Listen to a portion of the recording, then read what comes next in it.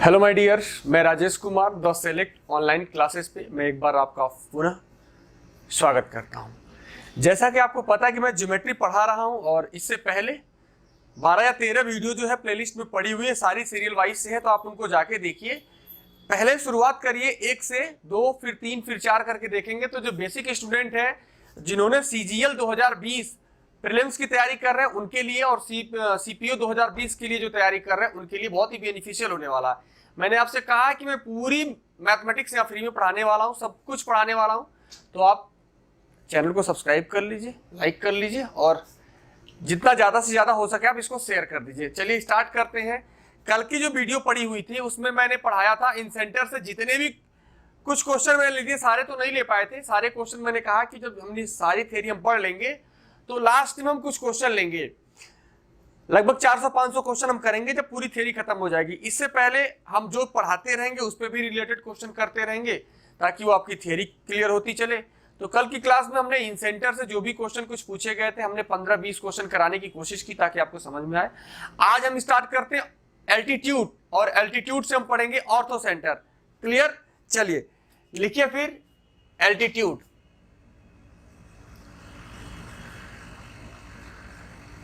Altitude, और देखिए altitude को हाइट भी बोल सकते हैं, इसको हाइट भी बोल सकते हैं। एल्टीट्यूड इंग्लिश में तो एल्टीट्यूड मिलता है, हिंदी में कहीं कहीं सिर्फ लंब मिलता है और कहीं कहीं सिर्फ लंब मिलता है। तो दोनों चीजें आपको ध्यान रखना है। देख, दोनों बातें एक ही, कहीं कहीं तो आपको सिर्फ लंब मिल जाएगा लेकिन कहीं कहीं सिर्फ लंब मिलेगा, दोनों बातें एक ही है। और हाइट का मतलब तो आप जानते हैं, हाइट क्या बोलते हैं? ऊंचाई। बात क्लियर हो पाई? ठीक है, चलिए अब बात ये करते हैं कि एल्टीट्यूड क्या होता है या हाइट क्या होती है, दोनों की बात है। देखिए हाइट का मतलब ये होता है कि किसी भी वर्टेक्स से अपोजिट साइड के लाइन पे जो 90 डिग्री का एंगल बनाती है उसी को कहते हैं हाइट। बहुत आसान है, ध्यान दीजिए। मैं ये कहता हूं कि ट्राइंगल है,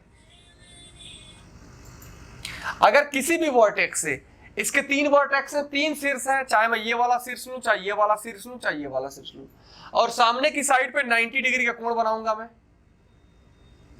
सॉरी, थोड़ा ये तिरछा बन रहा है, इसको सीधा करिए। बात क्लियर? ये 90 डिग्री का कोण बनेगा। यानी अगर मैं बात करूं ट्राइंगल एबीसी है और ये है क्या डी, तो ये जो एडी लाइन है वो क्या कहलाएगी? एल्टीट्यूड। यानी कि क्या कहलाएगी? शीर्षलंब। शीर्षलंब कहिए या लंब कहिए, दोनों बातें एक ही है, या आप ऊंचाई भी कह सकते हैं, एक ही बात है। बात क्लियर हो पाई?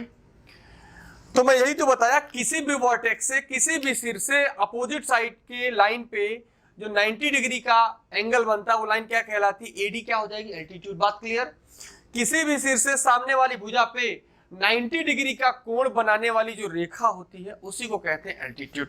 अब देखिए कई बच्चों में ये डाउट है, कंफ्यूजन है, कई बच्चे कंफ्यूज रहते हैं कि सर ये क्या एल्टीट्यूड है, ये क्या बराबर होगा, यानी कि बीडी और डीसी बराबर होगा? तो नहीं, ऐसा नहीं है। बीडी और डीसी बराबर नहीं होगा, वो बराबर मीडियन में होता है, माध्यिका में। ध्यान दीजिए, कई बच्चों का डाउट ये है कि क्या ये वाला एंगल और ये वाला एंगल बराबर होगा, यानी कि ये एंगल बाई सेक्टर का काम करेगा? तो नहीं। आप ध्यान दीजिए, हाइट इसको भी कह सकते हैं। देखिए ध्यान दीजिए, ये भी एक ट्रायंगल है, ये भी हाइट है। अब बात समझ रहे हैं? यानी ये भी मैं कह सकता हूं कि ये डी क्या है? हाइट। तो क्या एंगल को बाइसेक्ट कर रहा है? तो नहीं कर रहा है। क्या इसको 2 बराबर भागों में बांट रहा है? नहीं बांट रहा है। तो आपको कंफ्यूजन नहीं रखना है, सिर्फ हाइट का इतना ही काम है, किसी भी शीर्ष से सामने वाली साइड पे वो क्या करती है? 90 डिग्री का कोण बनाती है, 90 डिग्री का कोण बनाती है। एक चीज और मैं कह सकता हूं यहां से इसकी डेफिनेशन, कि जो हाइट होती है, जो एल्टीट्यूड होता है, वो शॉर्टेस्ट डिस्टेंस होता है। शॉर्टेस्ट डिस्टेंस का मतलब, मेरी बात आप ध्यान से समझिए, मैं आपको इतनी सी बात समझाना चाहता हूं, height is the shortest distance, या मैं कह सकता हूं एल्टीट्यूड या हाइट दोनों बात बराबर है। देखिए ये भी डिस्टेंस है, ये भी डिस्टेंस है, ये भी डिस्टेंस है, ये सारे डिस्टेंस है, लेकिन जो एल्टीट्यूड होता है, जो ये एल्टीट्यूड होगा जैसे एडी, ये सबसे शॉर्टेस्ट डिस्टेंस होगा, सबसे छोटी दूरी होगी। यानी पॉइंट ए से इस लाइन पे ये सबसे एडी सबसे मिनिमम डिस्टेंस, सबसे मिनिमम डिस्टेंस। तो मुझे उम्मीद है कि आप समझ पाए होंगे हाइट, एल्टीट्यूड क्या होता है। एल्टीट्यूड समझ पाए हैं? अब यहां से अब आपको रिजल्ट सीखते चलना है, सारे चीज का आपको प्रूफ भी सीखना है। ध्यान दीजिए,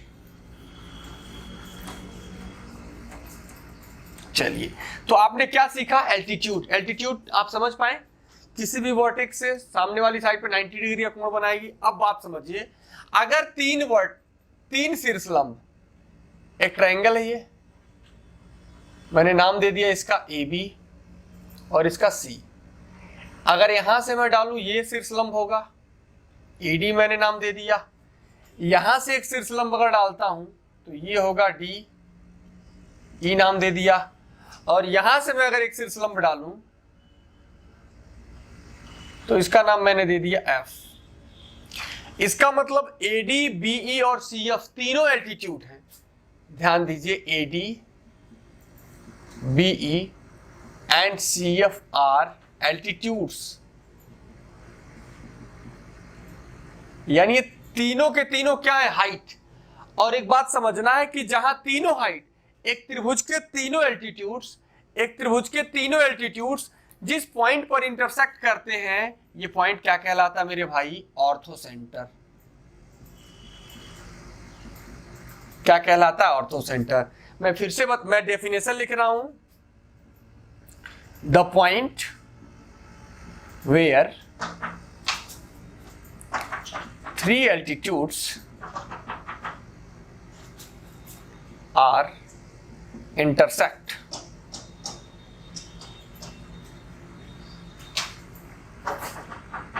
called orthocenter. The point where 3 altitudes are intersect called orthocenter.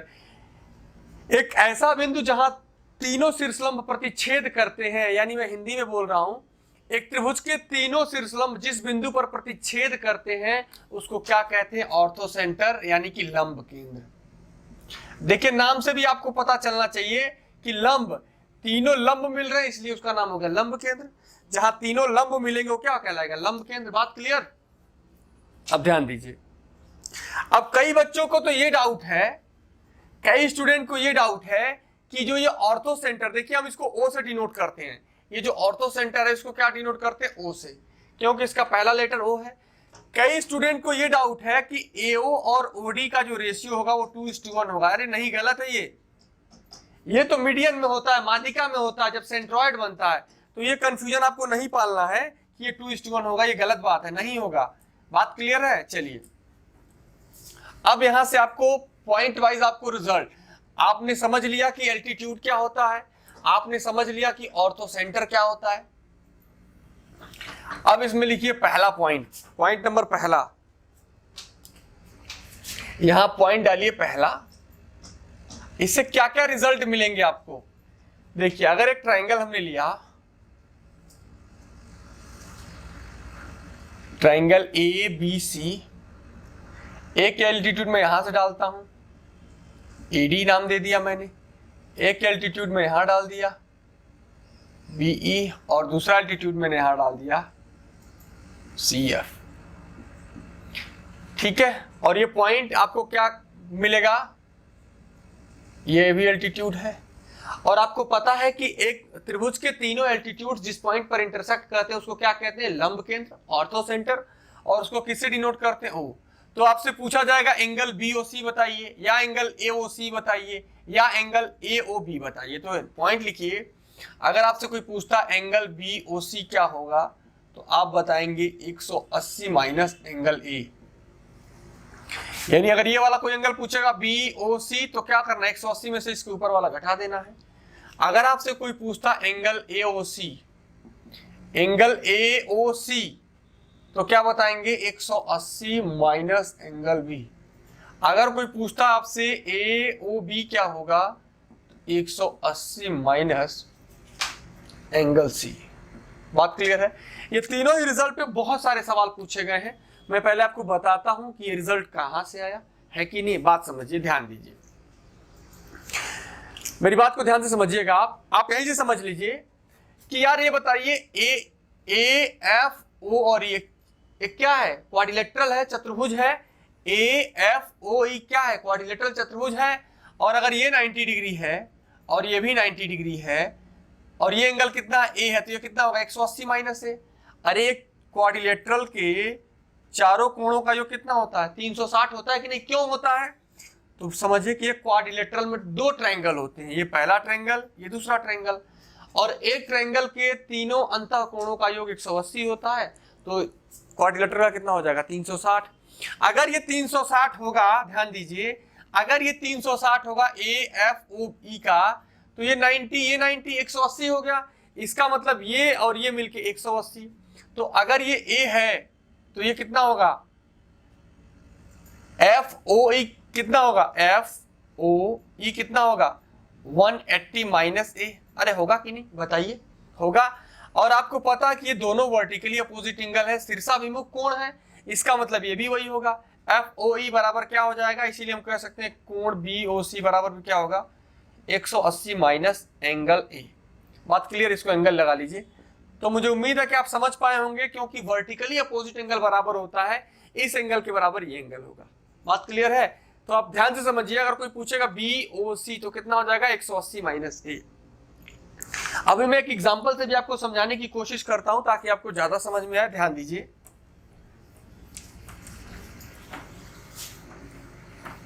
अभी एक सवाल पूछा गया था आपसे,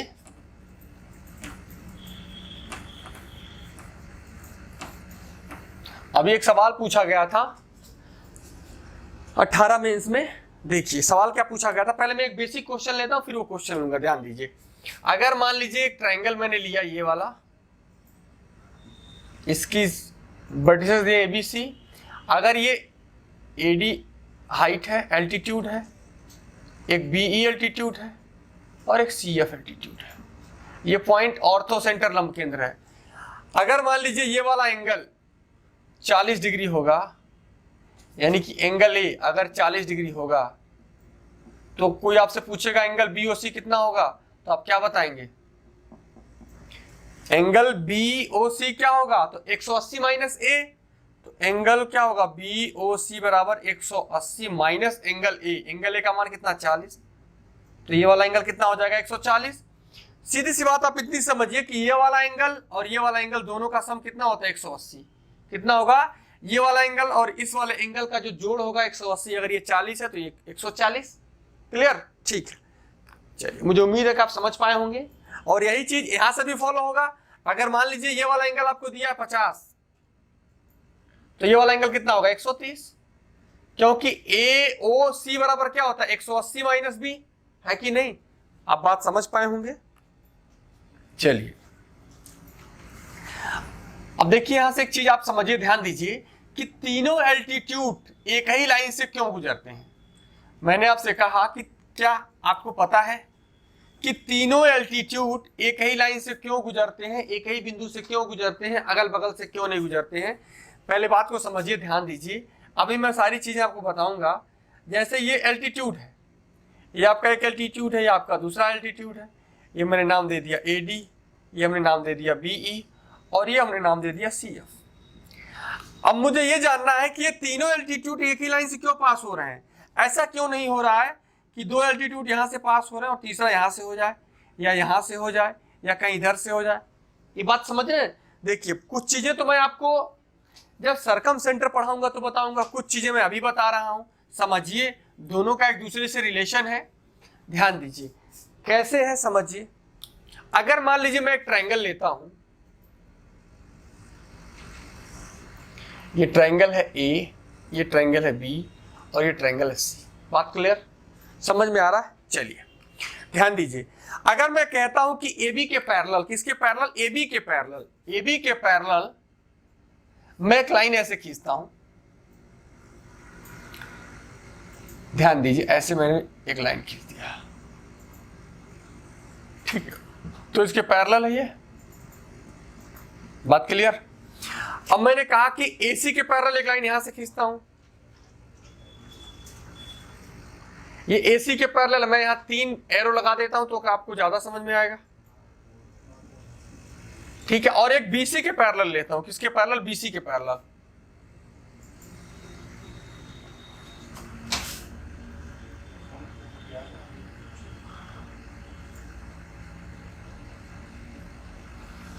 ध्यान दीजिए, ये इसके पैरेलल है, तो मैं इसको ऐसे दिखा देता हूं।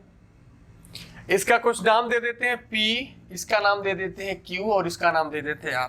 पहले चीजों को ध्यान से समझिए। पहले आप, मैंने क्या किया कि AB के पैरेलल एक लाइन हमने ले लिया, ये वाला QR, ठीक है, इसके समांतर। BC के पैरेलल हमने ये वाली लाइन ले ली PQ, और AC के पैरेलल हमने लाइन ले ली PR। बात क्लियर? ठीक है, ध्यान से समझिए। आपको पता है कि एंगल A के सामने साइड A, एंगल B के सामने साइड B, और एंगल C के सामने साइड C। बात समझ पा रहे हैं आप? ध्यान दीजिए। अब मेरी बात समझिए, अगर मैं देखता हूं A, B, C और Q, आप ध्यान से देखिए, A, B, C और Q, क्या ये पैरेललोग्राम है, समांतर चतुर्भुज है? यानी ये वाली लाइन इसके पैरेलल, ये वाली लाइन इसके पैरेलल, और ये वाली लाइन इसके पैरेलल। तो आमने सामने की भुजाएं भी बराबर होंगी। अगर ये A होगा तो ये भी A होगा, और अगर ये C होगा तो ये भी C होगा। अरे कोई डाउट तो नहीं है? नहीं है। बात क्लियर? ध्यान दीजिए। अगर आप ध्यान दें तो PACB भी तो पैरेललोग्राम है, एक समांतर चतुर्भुज है। तो भैया सामने आमने की भुजाएं कैसी है? पैरेलल है। देखिए पैरेलल है, तो अगर ये B है तो ये भी B। बात क्लियर है कि नहीं है? और अगर ये BCA है तो ये भी A होगा, क्योंकि क्या है? पैरेललोग्राम है, समांतर चतुर्भुज है। बात क्लियर? ध्यान दीजिए। अगर मैं आपसे ये कहता हूं कि अब क्या मिल गया आपको, ये लाइन मिल गई। अगर मैं यहां से एक एल्टीट्यूड डालता हूं, मान लीजिए AD, मैंने इसका नाम ले लिया AD, एक एल्टीट्यूड यहां से मैं डालता हूं BE मान लीजिए, और एक एल्टीट्यूड मैं यहां से डालता हूं, इसका नाम दे देता हूं मैं CF। बात क्लियर है? ये वाली लाइन कितनी होगी फिर? ये वाली लाइन कितनी होगी बताइए? B होगा कि नहीं? नहीं समझ में आ रहा? ध्यान दीजिए। अगर मैं इसमें देखूं, देखिए BRCA में, तो ये वाली लाइन इस लाइन के पैरेलल है, इस लाइन की लाइन पैरेलल है, तो ये B होगा तो ये होगा, और जैसे ये C होगा तो ये क्या होगा? C। मुझे उम्मीद ये कैपिटल C है और ये दोनों स्मॉल C है। ठीक है, अब बात समझिए ध्यान से। मैं रेड पेन का यूज कर रहा हूं ताकि आपको चीजें ज्यादा समझ में आए। आपको पता है कि एक ट्रायंगल के तीनों एल्टीट्यूड जिस पॉइंट पे काटते हैं उसको क्या कहते हैं? ऑर्थो सेंटर, यानी कि लंब केंद्र। तो मैं ध्यान दीजिए, मैं लिख रहा हूं O इज ऑर्थो सेंटर किसका? ट्रायंगल ABC का। अरे बोलिए, O क्या है?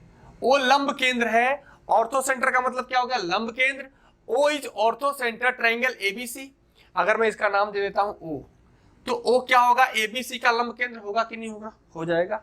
देखिए अभी मैं थोड़ा सा सर्कम सेंटर की थ्योरी आपको बता रहा हूं, तो आप परेशान मत होइएगा। अगला टॉपिक जस्ट इसके बाद मैं सर्कम सेंटर ही लेने वाला हूं, तो जो आपको थोड़ा बहुत डाउट होगा वहां क्लियर हो जाएगा। अब ध्यान दीजिए, अब यहां से बात समझिए, ध्यान दीजिए।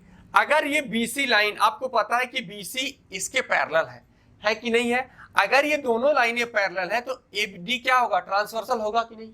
तो ध्यान दीजिए, इसका मतलब अगर AD होगा इसका ट्रांसवर्सल तिर्यक रेखा, तो एक तरफ के कोणों का योग 180 डिग्री होता है। मैंने शुरुआत के क्लास में जब आपको लाइन पढ़ाया था, पैरेलल लाइन, तो उसी में बताया था। यानी अगर ये P और Q, B और C पैरेलल लाइन है, तो एक तरफ के कोणों के, यानी कि तिर्यक रेखा के एक तरफ के कोणों का योग क्या होगा? 180 डिग्री होगा। तो अगर ये 90 है तो ये कितना हो जाएगा? ये भी 90 हो जाएगा। बताइए। ऐसे ही अगर ये पैरेलल लाइन है, ये क्या है? ये पैरेलल लाइन है, और ये भी पैरेलल लाइन है। अगर ये पैरेलल लाइन है तो ये तो 90 डिग्री पहले से ही बना रहा है, ये तो 90 डिग्री पहले से ही बना रहा है, ये भी क्या हो जाएगा? 90 डिग्री। क्योंकि अगर दोनों पैरेलल लाइन है तो एक तरफ के कोणों का योग, ठीक है, ट्रांसवर्सल लाइन के एक तरफ के कोणों का योग क्या हो जाएगा? 180 डिग्री। तो ये 90, तो ये भी 90। ऐसे ही आप देखें, ये तो 90 पहले से ही है, ये तो 90 पहले से ही है, क्योंकि यहाँ एल्टीट्यूड है, और ये भी 90 हो जाएगा। बात क्लियर है? अब ध्यान दीजिए, मैं आपको फिर से समझाने की कोशिश करता हूं, मेरी बात समझिए। अगर ये वाला पॉइंट मैं देख रहा हूं, तो ये वाली भी लेंथ भी है, ये वाली लेंथ भी, और ये वाली लेंथ, इसका मतलब ये इसके बराबर है, ये इसके बराबर है। मैं कह सकता हूं कि ये इसके बराबर है, और ये इसके बराबर है, और ये इसके बराबर है। बात क्लियर? और आपको पता है कि ये वाला जो पॉइंट है ये परपेंडिकुलर भी है, परपेंडिकुलर यानी कि लंब भी है, और द्विभाजक है। इसका मतलब क्या है? अगर इसका कोई नाम दे दीजिए OB, तो OB क्या है? OB क्या हो जाएगा? Perpendicular bisector. अरे क्या है? OD क्या है? OB परपेंडिकुलर बाइसेक्टर, यानी कि लिख सकते हैं आप समकोण द्विभाजक। बात क्लियर है कि नहीं? अब मेरी बात समझिए, आप फिर से ध्यान दीजिए।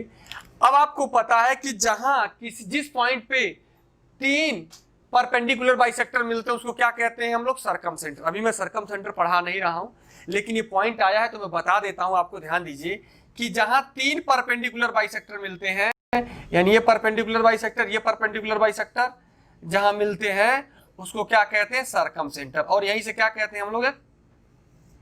हालांकि ये पॉइंट मैं अगला पॉइंट लेने वाला हूं, तो आप लोग इसके लिए बिल्कुल परेशान मत होइए। पॉइंट मैं अगला पढ़ाने वाला हूं जस्ट इसके बाद। तो आपको पता है ये भी परपेंडिकुलर बाइसेक्टर है इस लाइन के लिए, और ये भी परपेंडिकुलर बाइसेक्टर इस लाइन के लिए। तो तीनों परपेंडिकुलर जिस पॉइंट पे मिलते हैं उसको क्या कहते हैं? Circum centre. तो मैं ये भी कह सकता हूं ओ जो है, O is circumcentre triangle किसके लिए? पी क्यू आर के लिए। ध्यान दीजिए, ओ क्या है? Circum centre. सर्कम सेंटर मतलब क्या होता है? जो स्टूडेंट हिंदी वाले हैं, मैं हिंदी बोल रहा हूं, सर्कम सेंटर का मतलब होता है परिकेंद्र। क्या होता है? परिकेंद्र। और ऑर्थो सेंटर का इसका मतलब क्या होता है भैया? इसका मतलब होता है लंब केंद्र। ये तो मैंने पहले ही बता दिया। ये मैं सर्कम सेंटर अगला पॉइंट लेने वाला हूं, ध्यान दीजिए। तो मेरी बात आप समझिए, कहने का मतलब यह है कि जहां तीनों परपेंडिकुलर बाइसेक्टर मिलते हैं वो कहलाता है सर्कम सेंटर। अब हमें प्रूफ ये करना है कि क्या तीनों परपेंडिकुलर बाइसेक्टर एक ही पॉइंट पे मिलते हैं। तो क्यों मिलते हैं? ध्यान दीजिए। अगर मैं इसको थोड़ी देर के लिए मिटा देता हूं कि 90 डिग्री नहीं है, मैंने मान लिया कि 90 डिग्री नहीं है, सिर्फ मैंने क्या किया, ये पॉइंट यहां मिला दिया, मैंने सिर्फ ये पॉइंट हमने यहां मिला दिया। अब मैंने मान लिया कि मध्य बिंदु है। क्या मध्य बिंदु? लेकिन मैं ये नहीं कह रहा हूं कि 90 डिग्री है। लेकिन आप बात समझिए, जब हम यहां से एक सर्कल खींच सकते हैं, क्योंकि ये सर्कम सेंटर है, तो जो ये वाला डिस्टेंस होगा वो क्या होगा? रेडियस। और ये भी क्या होगा? रेडियस। अरे होगा कि नहीं? एक ट्रायंगल की रेडियस तो होती है, इसका मतलब ये भी आर तो ये भी आर, और ये दोनों साइडें बराबर, ये साइडें और ये साइडें बराबर, ये आर बराबर, ये दोनों के लिए कॉमन। तो क्या ट्रिपल एस से दोनों ही ट्रायंगल कॉन्ग्रुएंस हो जाएंगे? दोनों ट्रायंगल कैसे हो जाएंगे? सर्वांगसम। तो जब दो ट्रायंगल सर्वांगसम हो गए तो उनका सब कुछ बराबर, इसका मतलब ये भी 90 डिग्री। तो मैं कह सकता हूं कि तीनों परपेंडिकुलर बाइसेक्टर एक ही पॉइंट से पास होंगे, और तीनों परपेंडिकुलर जब एक ही पॉइंट से पास होंगे तो अंदर वाले ट्रायंगल के लिए वही ऑर्थो सेंटर लंब केंद्र होगा। तो इसलिए हम कह सकते हैं कि तीनों ही ऑर्थो सेंटर एक ही पॉइंट से पास होते हैं। मुझे उम्मीद है, हालांकि आपको इससे बहुत कुछ लेना देना नहीं है, ये सारी चीजें इतनी डेप्थ में जाके सीखने की जरूरत नहीं है। जो स्टूडेंट सीखना चाहते हैं, समझना चाहते हैं, मैंने कहा कि मैं इस चैनल पे आपको बिल्कुल बेसिक से पढ़ाने वाला हूं। तो अगर मैंने कहा है तो मैं सारे कमिटमेंट पूरा करूंगा, बिल्कुल बेसिक से ही पढ़ाऊंगा, हर क्यू का जवाब आपको मिलेगा। बाकी आपको इतना ज्यादा इसमें नहीं है कि अगर आपको थोड़ा कम भी समझ में आए तो इसको वीडियो को आप बार बार बैक करके देख सकते हैं, वीडियो को पॉज करके भी देख सकते हैं, ठीक है ना। चलिए, ये आपका पहला पॉइंट था। अब इसमें हम अगला पॉइंट लेंगे।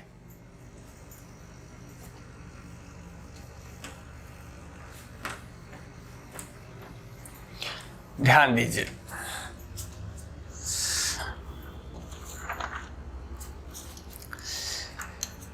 ध्यान दीजिए, पॉइंट नंबर 2।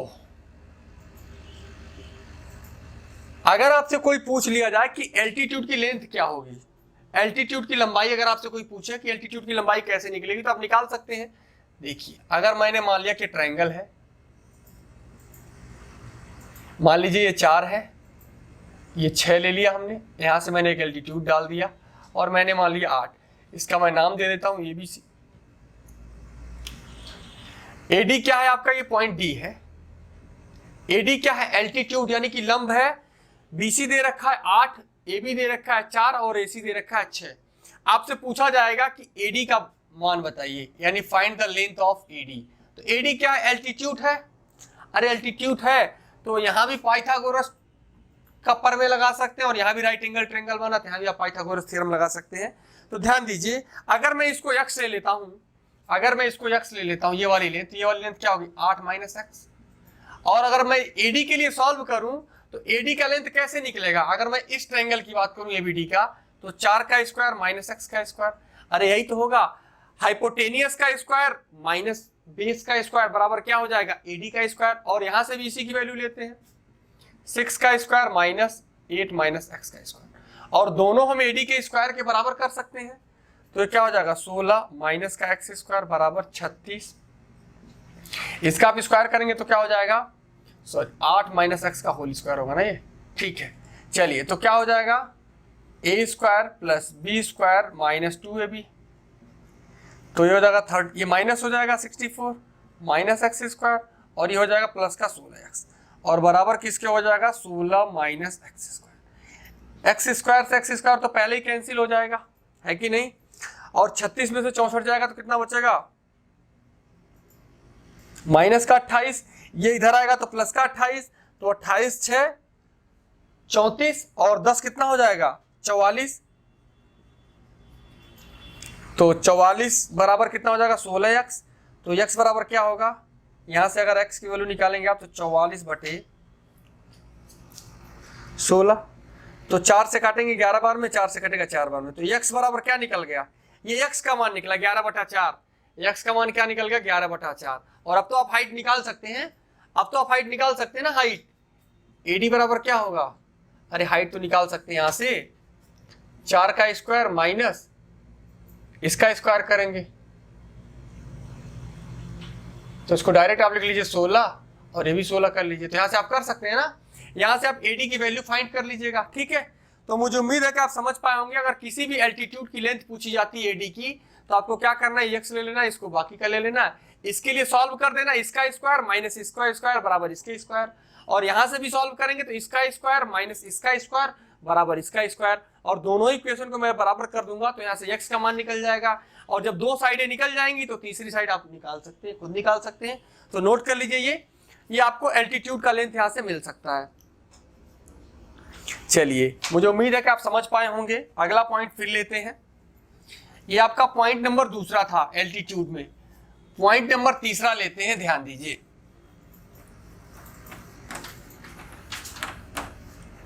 देखिए आपको पॉइंट तीसरा क्या दिया है, पॉइंट नंबर 3,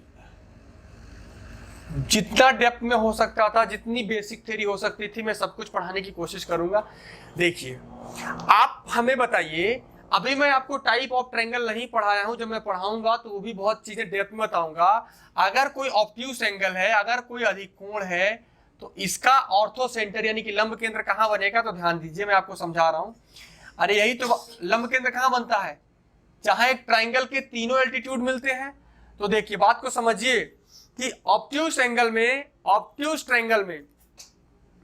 अधिक कोण त्रिभुज में कभी भी एल्टीट्यूड ट्रायंगल के अंदर नहीं बन सकता। बताइए आप कहां अंदर बन पाएगा, अरे अंदर बन पाएगा कहीं 90 डिग्री, बोलिए, नहीं बन पाएगा, अंदर कहीं भी एल्टीट्यूड नहीं बन सकता। जब भी बनेगा अधिक कोण त्रिभुज में जो उसका एल्टीट्यूड होगा वो कहां बनेगा, बाहर बनेगा, ट्रायंगल के बाहर बनेगा।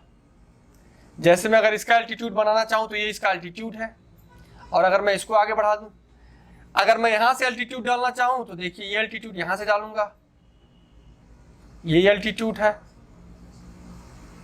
यहां से मैं इसको मिलाऊं, एक पॉइंट मैं यहां से मिलाऊं तो यहां कहीं मिलेगा, यानी ये क्या कहलाएगा, इसका लंब केंद्र। ये पॉइंट क्या कहलाएगा, इसका लंब केंद्र, ये पॉइंट कहलाएगा लंब केंद्र यानी कि ऑर्थो सेंटर। उम्मीद है कि आप समझ पाए होंगे। देखिए इसी कॉन्सेप्ट पे एक बार एसएससी ने सवाल पूछा है, यहां से आप बात समझ गए। देखिए एक ऐसा ट्रायंगल है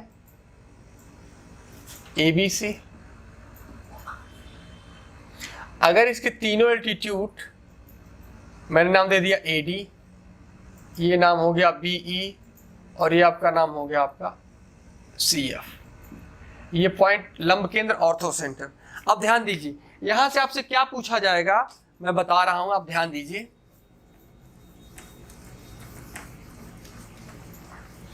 चलिए देखिए ध्यान दीजिए, अगर मैं आपसे पूछूं, देखिए पहले आप तो यहां लिखिए ट्रायंगल्स यानी कि त्रिभुज, और यहां लिखिए ऑर्थो सेंटर्स, यानी यहां लिखिए आप लंब केंद्र, और यहां आप लिखिए त्रिभुज। बात क्लियर है, ध्यान दीजिए। आप हमें बताइए कि ट्रायंगल ABC का लंब केंद्र कौन होगा? ओ। अरे होगा कि नहीं? आप जानते हैं कि एक ट्राइंगल के तीनों शीर्षलंब जिस बिंदु पर इंटरसेक्ट करते हैं, प्रतिच्छेद करते हैं, वो क्या कहलाता है? शीर्षलंब। तो अगर मैं ट्राइंगल एबीसी की बात करूं तो इसका शीर्षलंब क्या है? ओ। अगर बात ध्यान दीजिए, इस बात को फिर से ध्यान से समझिए, अगर मैं इसकी बात करता हूं ये वाले ट्राइंगल की, ये वाले ट्राइंगल की एओसी की, किसकी? एओसी की, तो इसका ऑर्थो सेंटर क्या होगा? तो इसका ऑर्थो सेंटर ये होगा, क्योंकि अभी मैंने बताया है बना के कि ऑब्ट्यूज ट्रायंगल में अधिक कोण त्रिभुज में जो उसका ऑर्थो सेंटर होता है ट्रायंगल के बाहर यानी किधर बनता है, तो इसका क्या होगा? अगर मैं पूछूं एओसी, ध्यान दीजिए, अगर मैं आपसे पूछूं कि ट्रायंगल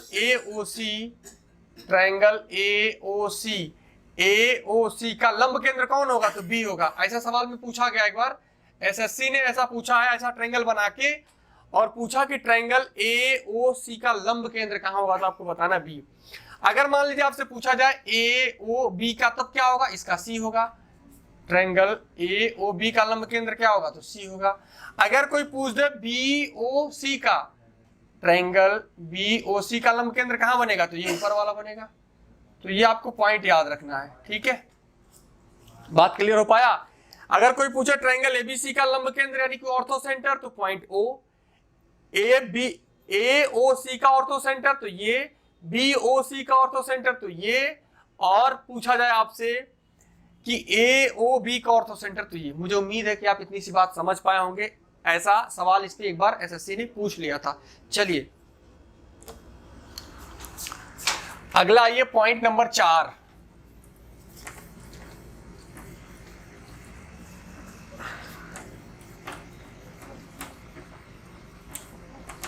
चलिए ध्यान दीजिए, अगले पॉइंट पे चलते हैं, पॉइंट नंबर 4।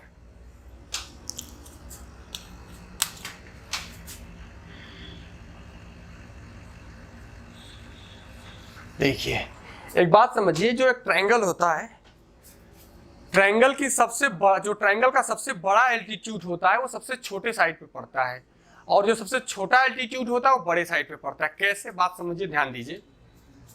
अगर मैं एक ट्रायंगल बनाऊं ऐसे,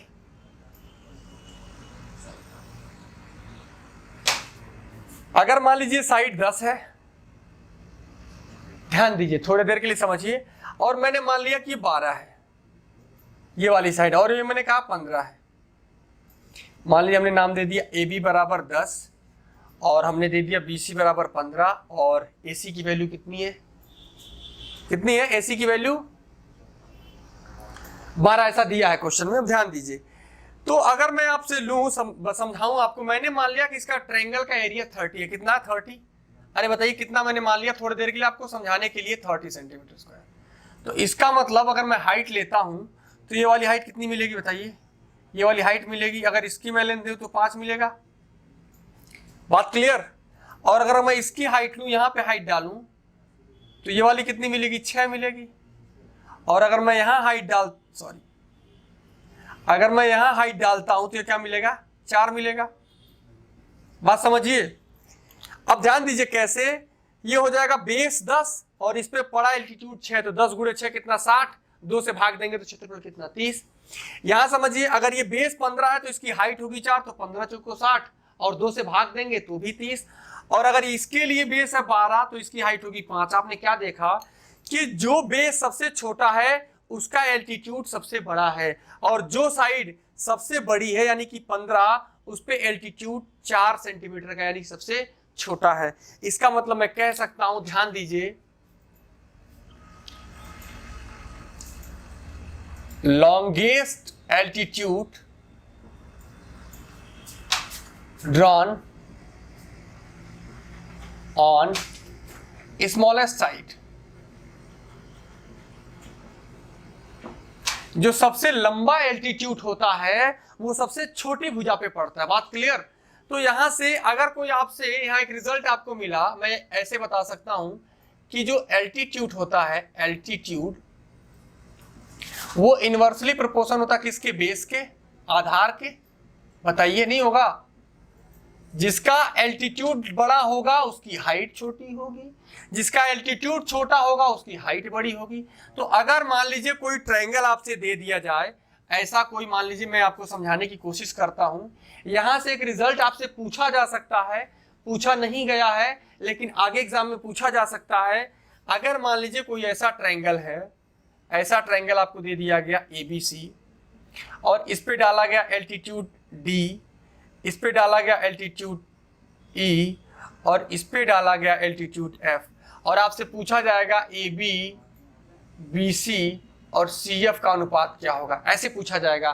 तो आप क्या बताएंगे, इनवर्सली होता है तो AB पे कौन सा एल्टीट्यूड पड़ा है तो CF, अरे AB BC CF बताना है तो AB पे कौन सा एल्टीट्यूड पड़ा है CF, तो हम उसको क्या लिखेंगे 1/CF। अगला पॉइंट BC, तो BC पे कौन सा एल्टीट्यूड है AD, तो 1/AD। अगला पॉइंट है CF, ओ सॉरी ये CF नहीं होगा, ये CA होगा, AB BC CA है ना, AB BC CA है ना ट्रायंगल के साइड, तो CA पे कौन सा एल्टीट्यूड पड़ेगा तो BE, 1/BE। तो अगर आपसे कोई पूछे एल्टीट्यूड का रेशियो देके तो आप साइड का रेशियो बता सकते हैं, और अगर साइड का देके पूछे तो एल्टीट्यूड का बता सकते हैं। बात क्लियर है? देखिए यहां से एक रिजल्ट आपको मिल गया। इस पे सवाल कैसे बनेंगे, मान लीजिए आपसे कोई कहेगा, कोई आपसे मान लीजिए कहेगा कि हाइट 3 4 5 है, हाइट कितनी है 3 4 5, किसी ट्रायंगल के 3 हाइट दिए गए हैं 3 4 5, तो उनके भुजाओं का अनुपात क्या होगा, तो भुजाओं का अनुपात हो जाएगा 1/3, 1/4 और 1/5, यानी भुजाओं का अनुपात क्या हो जाएगा AB BC CA का अनुपात हो जाएगा। इसका एलसीएम कितना हो जाएगा 60, तो आप अगर इसको सिंप्लीफाई करेंगे तो 12, सॉरी ऐसे हो जाएगा 20 15 और, बात क्लियर है? अगर कोई आपसे देता है कि एक ट्रायंगल है जिसके 3 एल्टीट्यूड दिए गए 3 सेंटीमीटर 4 सेंटीमीटर और 5 सेंटीमीटर के, तो उनकी भुजाओं का अनुपात क्या होगा, तो भुजाओं का अनुपात लेने के लिए 1/3 1/4 1/5, तो इसको एलसीएम लेंगे 60, सब में 60 से गुणा करेंगे तो 20 15 12। मुझे उम्मीद है कि आप समझ पाए होंगे, ठीक, नोट कर लीजिए। इसमें अगला पॉइंट लेते हैं, पॉइंट नंबर 5, ध्यान दीजिए। अगला एक पॉइंट इंपॉर्टेंट पॉइंट है, वहां से सवाल आपसे पूछा जा सकता है, बहुत ही इंपॉर्टेंट है, ध्यान दीजिए। देखिए ध्यान दीजिए, अगर मैं लेता हूं अगला पॉइंट, पॉइंट नंबर 5, तो एक रिजल्ट आपको याद रखना है कि अगर तीनों एल्टीट्यूड देके अगर उसका इन रेडियस पूछ लिया जाए, जैसे मैं आपको समझाता हूं, अगर मान लीजिए ट्रायंगल है, AD दिया गया है, मान लीजिए एक एल्टीट्यूड AD है, दूसरा एल्टीट्यूड आपका BE है और तीसरा एल्टीट्यूड आपका क्या है CF है। बात क्लियर? और ये तीनों एल्टीट्यूड आपको दे दिया जाए कि भाई AD की लंबाई दे दिया जाए, ऐसे आपसे AD की लंबाई मान लीजिए दे दिया जाए आपसे 10, BC की दे दिया जाए 12 और CA की दे दिया जाए 15, तो आपसे पूछा जाएगा इन रेडियस क्या होगा। बात क्लियर है? देखिए सवाल ऐसे देगा, एक त्रिभुज के तीनों एल्टीट्यूड क्रमशः 10 12 और 15 है, तो उस ट्रायंगल का इन रेडियस कितना होगा। तो एक रिजल्ट नोट कर लीजिए, अभी मैं चीज बताऊंगा वो कहां से आया, तो नोट कर लीजिए 1/r बराबर होगा 1/h1 1/h2 1/h3। इस रिजल्ट को नोट कर लीजिए, इस पे सवाल आपसे पूछे जा सकते हैं, बहुत ही इंपॉर्टेंट है, मेंस में से सवाल आपसे पूछे जा सकते हैं। बात क्लियर है? चलिए मैं पहले इसको बताता हूं कि ये चीजें कहां से आई, उसके बाद आप चीजें ज्यादा समझ पाएंगे। चलिए ध्यान दीजिए,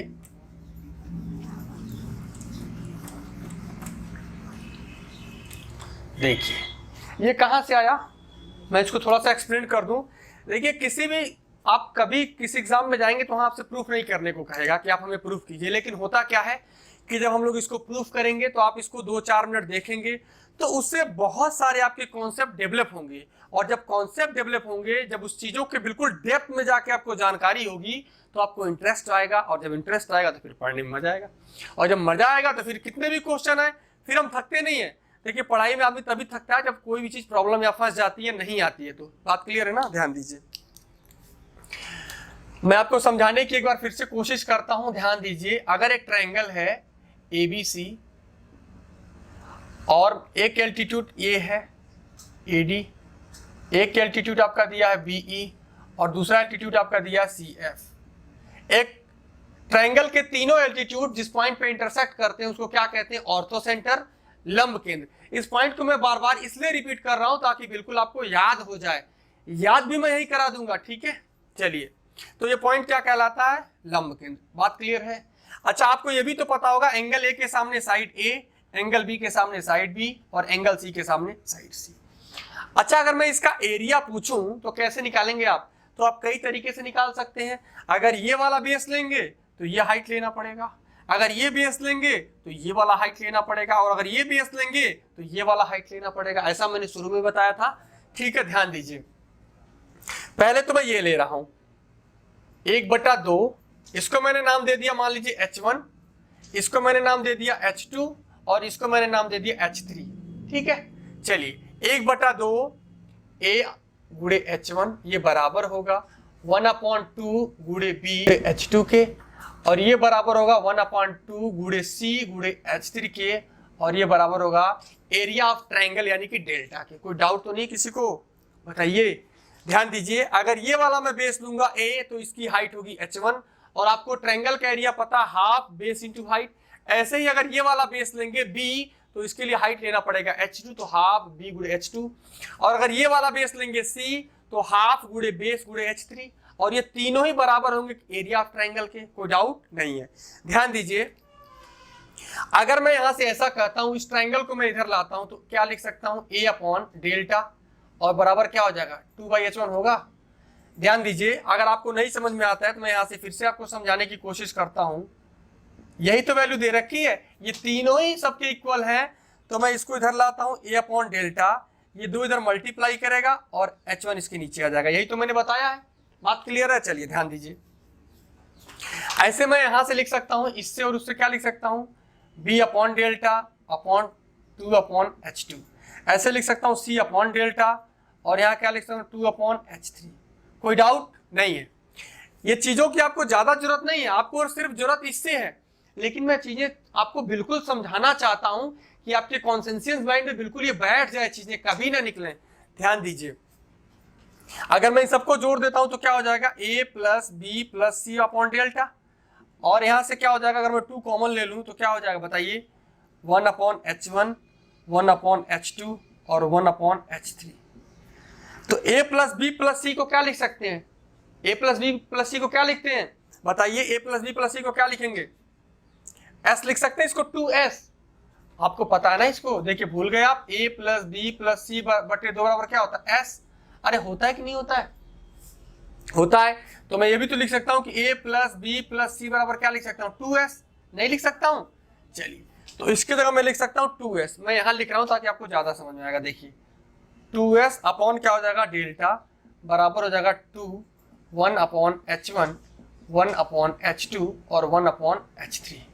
2 से 2 कैंसिल हो जाएगा, और इसको क्या लिख सकते हैं, S/डेल्टा को। आप समझिए, जैसे आप समझते थे ना कि R को क्या लिख सकते हैं, डेल्टा अपॉन सेमी पेरीमीटर। अरे रेडियस का फॉर्मूला कैसे निकलता है, रेडियस कैसे निकलती है, डेल्टा अपॉन सेमी पेरीमीटर। तो सेमी पेरीमीटर अपॉन डेल्टा को क्या लिख सकते हैं, 1/R लिख सकते हैं। तो इसको क्या लिख सकते हैं, 1/R। तो 1/R बराबर क्या होगा, 1/H1, 1/H2 और 1/H3। ये रिजल्ट हमने बताया था, और इसको आपको याद रखना है। बात क्लियर है। मैंने ये भी बता दिया कि रिजल्ट आपको कहां से आया है। मैंने कहा है कि थियरी जितनी बेसिक हो सकती थी, जितना डेप्थ हो सकता था, मैं वो सारी चीजें आपको समझाने की कोशिश करूंगा। तो मुझे उम्मीद है कि ऑर्थो सेंटर, देखिए ऑर्थो सेंटर लंब केंद्र में इतना ही है। इस पे अगली वीडियो में अगला जो पॉइंट है उसमें मैं पढ़ाऊंगा आपको सरकम सेंटर, और उसके बाद ऑर्थो सेंटर और सरकम सेंटर से दोनों से मिला के जो कुछ क्वेश्चन आए हुए हैं उसको फिर हम अगली वीडियो में करेंगे, ताकि आपको थियरी के साथ साथ क्वेश्चन से भी क्लियरिटी मिलती जाए, ताकि आप क्वेश्चन को भी समझते जाएं कि भाई इसमें क्वेश्चन कैसे बनेंगे। देखिए थियरी समझना जरूरी है, लेकिन थियरी का क्वेश्चन में इंप्लीमेंटेशन क्या है वो जानना बहुत जरूरी है। ठीक है, तो आज के लिए बस इतना ही, विदा लेते हैं। बाय बाय, टेक केयर, जय हिंद।